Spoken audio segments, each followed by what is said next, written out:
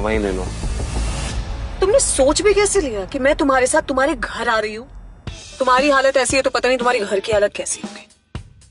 तुम मेरी पत्नी हो, मेरे साथ नहीं रहोगी तो किसके साथ रहोगी? सुनो, अपनी ये 2 कौड़ी का लॉजिक ना अपनी जेब में रखो। पहले तुम मुझे ये बताओ, तुम मेरे बिस्तर में कैसे आए? ये सवाल तो मैं भी तुमसे पूछना चाहता हूँ। अच्छी बात है, लेकिन मैं तुम्हारे साथ तुम्हारे घर रहने नहीं आ रही हूँ, मैं अपने घर जा रही हूँ, ठीक है? और अगर इन फ्यूचर मजबूरी भी रहे ना तो मैं तुम्हारे साथ तुम्हारे घर में नहीं रहूंगी, तुम मेरे घर रहने आओगे एक नौकर की तरह, समझे? अभिनव ने पहले उसे देखा और फिर अपनी उंगली में पहनी हुई उस अंगूठी को देखने लगा। अगर आज वो अंगूठी नहीं होती तो पता नहीं उसका क्या होता।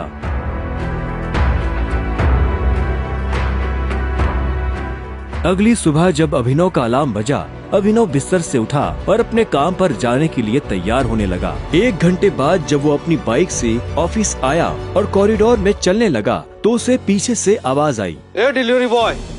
यह आवाज उसके साथ काम करने वाले हरीश की थी। उसे ऑफिस में अपना काम करने की नहीं, अभिनव को चिढ़ाने की तनख्वाह मिलती थी। क्या हुआ, कुछ काम है? मुझे देर हो रही है।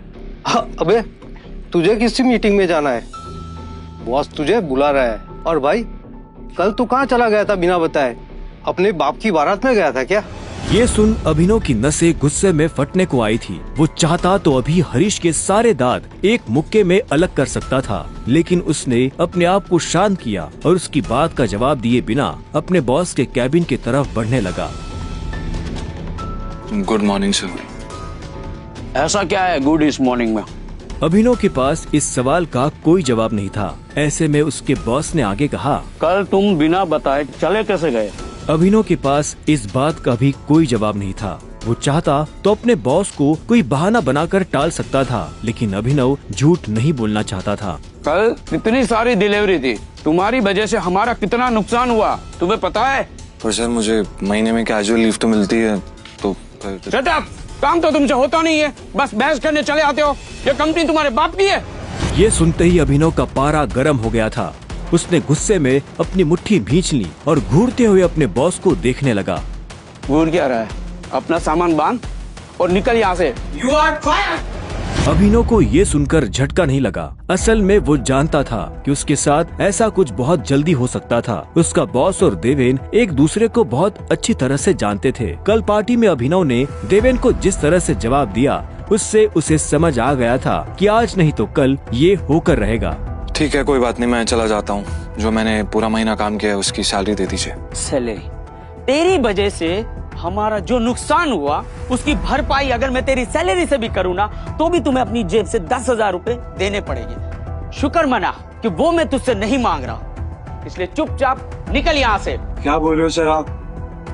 क्या मेरे एक दिन आने का आपका 25,000 का नुकसान हो गया? मैं तब तक यहाँ से नहीं जाऊंगा जब तक मुझे मेरी सैलरी नहीं मिल जाएगी। सैलरी दीजिए। सैलरी? रुक, अभी देता हूँ तुझे तेरी सैलरी। उसके बॉस ने कहा और टेबल पर रखी घंटी बजा दी। अगले ही पल कमरे का दरवाजा खुला और 4 बाउंसर अंदर घुस आए। उठाकर बाहर पटको।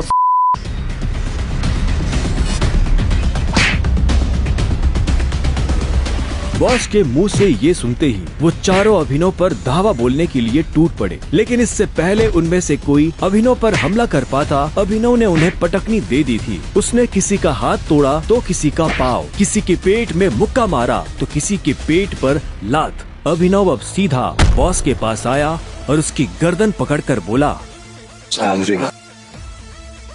बॉस ने घबराहट में अपने ड्रॉर से कैश निकाला और कांपते हाथों से अभिनव को थमा दिया। अभिनव ने कैश देखा और बॉस की गर्दन छोड़ वहाँ से बाहर निकलने लगा। और एक बात याद रखना, अगर आज के बाद किसी के बाप पे गया ना तो गर्दन तेरी होगी, पंजा मेरा। इधर अभिनव भी जब ऑफिस से बाहर आया तो उसे एक अनजान नंबर से फोन आया। हेलो, कौन? टाइगर, अकरम। हाँ कहिए। मुझे तुम्हें किसी से मिलवाना है, वो भी हमारे माफिया वर्ल्ड का एक बहुत बड़ा नाम है, और साथ ही साथ तुम्हारे पापा और मेरा जिगरी यार भी, बलराज। मैं चाहता हूँ कि बलराज को पता चल जाए कि हमारा टाइगर वापस लौट आया है। क्या आपको सच में लगता है मुझे बलराज जी से मिलना चाहिए? वो अभी तक बलराज की नाम से कांप रहा था। अकरम भी उसकी घबराहट समझ गया था। बलराज जी, सिर्फ बलराज कहो, तुम टाइगर हो यार। और जंगल में सारे जानवर टाइगर के नाम के आगे जी लगाते हैं, लेकिन टाइगर कभी किसी जानवर के नाम के आगे जी नहीं लगाता। चलो शाम को मिलते हैं, बाय। अकरम के मुंह से ये बात सुनते ही अभिनव का कॉन्फिडेंस बढ़ गया था। वो अब उस टाइगर जैसा महसूस कर रहा था जो जू से निकलकर जंगल में आ गया हो।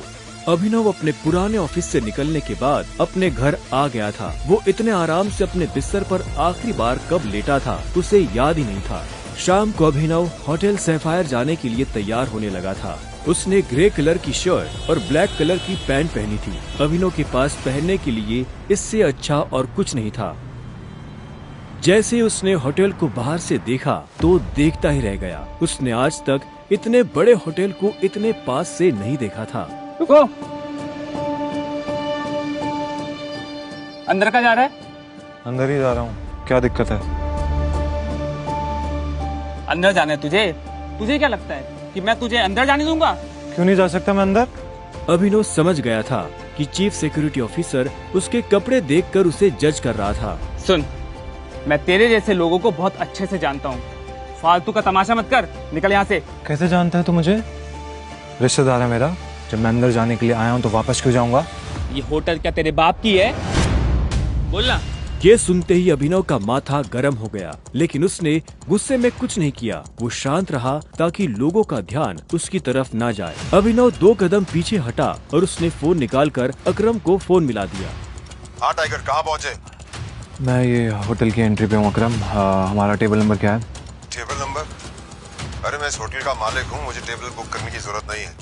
तुम अंदर जाओ, आराम से बैठो, बस मैं पहुँचने ही वाला हूँ। मैं अंदर नहीं जा पा रहा हूँ। यहाँ पे कोई ये सिक्योरिटी वाला खड़ा है, वो कह रहा है कि मेरे जैसे इंसानों को अंदर नहीं जाने देता है। कौन है ये कथा?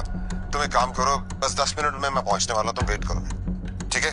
और ये इस ऑफिसर की वजह से मैं तुमसे माफी मांगता हूँ। ठीक, नहीं कोई बात नहीं।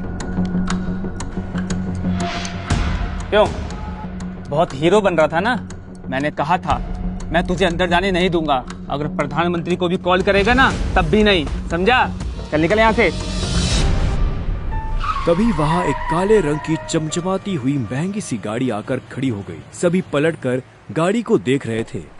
अकरम गाड़ी से बाहर निकला और उसके साथ एक और आदमी था। वो देखने में लंबा चौड़ा और मजबूत था। वो और कोई नहीं बल्कि बलराज था। वो एक बहुत ही फेमस कपड़ों की कंपनी का मालिक था और साथ ही द माफिया किंग का एक मजबूत पिलर। उसे देख अभिनव की आंखें खुली की खुली रह गई। उसने बलराज के बारे में सुना था। क्या आपको सच में लगता है मुझे बलराज जी से मिलना चाहिए? उसे तस्वीरों में देखा था, लेकिन तस्वीरों में देखने और सामने से देखने में जमीन आसमान का अंतर नजर आ रहा था। उसके मन में ये सवाल उठ रहा था कि आखिर बलराज उससे क्यों मिलना चाहता था। क्या चल रहा है यहाँ? सॉरी सर, लेकिन इस आदमी ने मुझे और कस्टमरों को काफी परेशान किया हुआ है। मैं इस चोर को अंदर जाने से रोक रहा हूँ तो ये यहाँ पे तमाशा कर रहा है। क्या तुम्हारी हिम्मत कैसे हुई इसे चोर कहने की? तुम होते कौन हो इसे अंदर जाने से रोकने वाले? ये होटल तुम्हारे बाप ने खोल रखा है क्या? ये मेरा मेहमान है और तू आज के बाद इस होटल के आसपास भी दिखाई दिया ना तो तेरी टांगे तोड़वा दूंगा। Get lost. Sorry sir.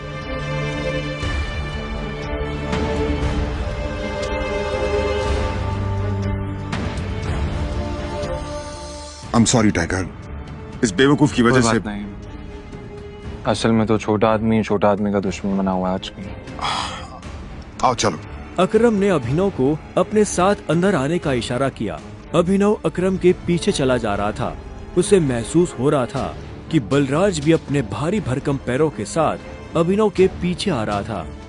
कुछ देर के बाद वो होटल के एक आलीशान से कमरे के बाहर आ चुके थे। अब तुम्हें यहाँ अपनी पहचान छुपाने की जरूरत नहीं है। ये रूम प्राइवेट भी है और सबसे सेफ भी।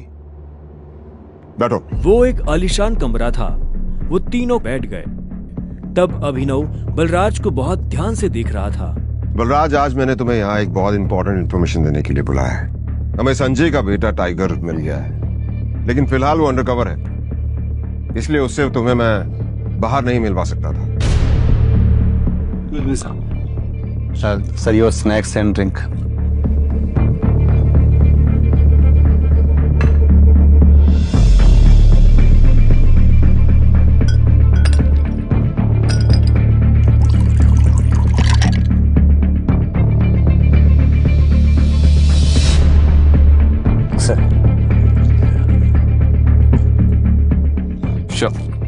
Cheers.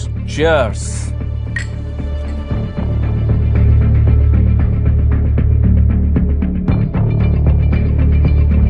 तो यही है टाइगर। हाँ, ये है हमारा टाइगर। और मैं चाहता था ये हमारी टीम के बड़े और भारी मेंबर्स से मिल ले, और मिलने के बाद जिस तरफ हम बढ़ रहे हैं उस तरफ बढ़ने में ये हमें लीड करे।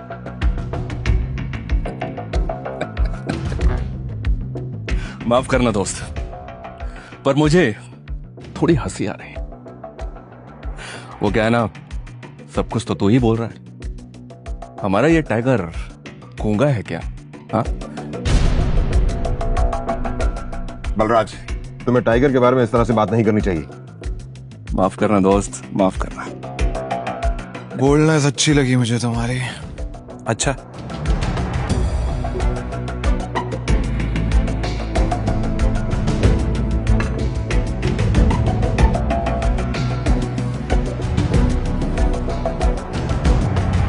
हो गए तुम बॉस, लेकिन ये मत भूलना तुम किसके सामने बैठे हो।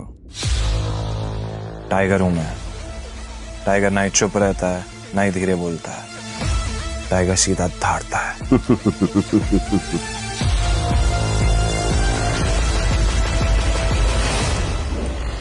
तो तुम टाइगर हो, ठीक है।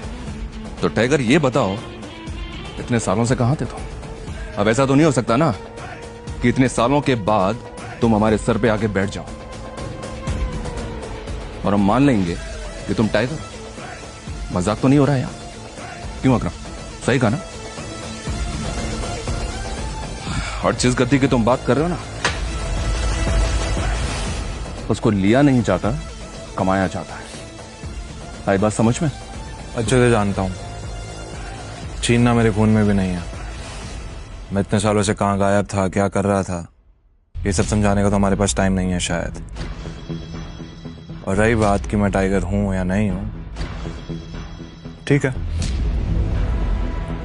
तुम तरीका बताओ, साबित कर दूंगा। शाबाश, ये हुई ना बात। अकरम ने मुस्कुराते हुए अभिनव को देखा। उसकी आंखों में अभिनव के लिए गर्व की भावना झलक रही थी। उसने जितना सोचा था, अभिनव उससे भी खूंखार था, लेकिन बलराज के माथे पर शिकन बरकरार थी। उसकी आंखों से पता चल रहा था कि वो इतनी जल्दी अभिनव को टाइगर नहीं मानने वाला था। वैसे भी पूरे ग्रुप में अगर बलराज किसी चीज के लिए जाना जाता था तो वो थी उसकी जिद। वो इस बात को नहीं पचा सकता था कि कल को एक बच्चा उसके सर पर बैठकर राज करे। सिर्फ अकरम की शाबाशी से काम नहीं चलेगा प्यारे, पर मैंने अभी एक्सेप्ट नहीं किया है कि तुम टाइगर हो। तुमने कहा कि तुम साबित कर सकते हो कि तुम टाइगर हो, तो ठीक है, मैं तुम्हें चैलेंज देना चाहता हूं। ये क्या कह रहे हो तुम? Relax Akram, relax. Let's fight, लड़ते हैं। अगर तुम जीते तो हम मान लेंगे कि तुम टाइगर हो, लेकिन अगर तुम हारे तो हमसे कुछ पैसे लेना और गुड़गांव से कहीं बहुत दूर जाकर सेटल हो जाना। बलराज, क्या कह रहे हो तुम? ये सही नहीं है।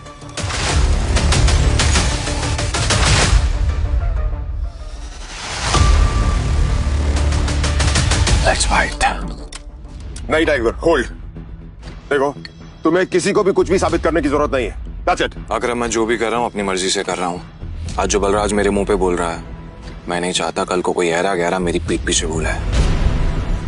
अकरम ने अभिनव की आंखों में संजय जैसे तेवर देखे तो उसने एक गहरी सांस ली और सब ऊपर वाले के भरोसे छोड़ दिया।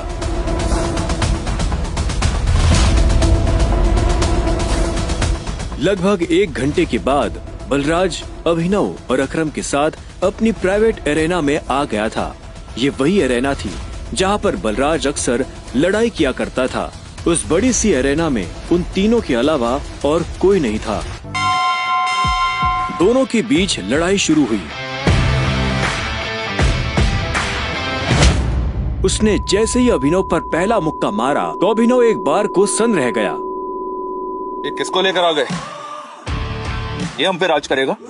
अकरम के होश उड़ गए थे। अब आगे क्या होने वाला था? क्या अभिनव बलराज को हरा पाएगा या उसे अपने पिता का दिया हुआ सब कुछ छोड़कर हमेशा के लिए दूर जाना पड़ेगा?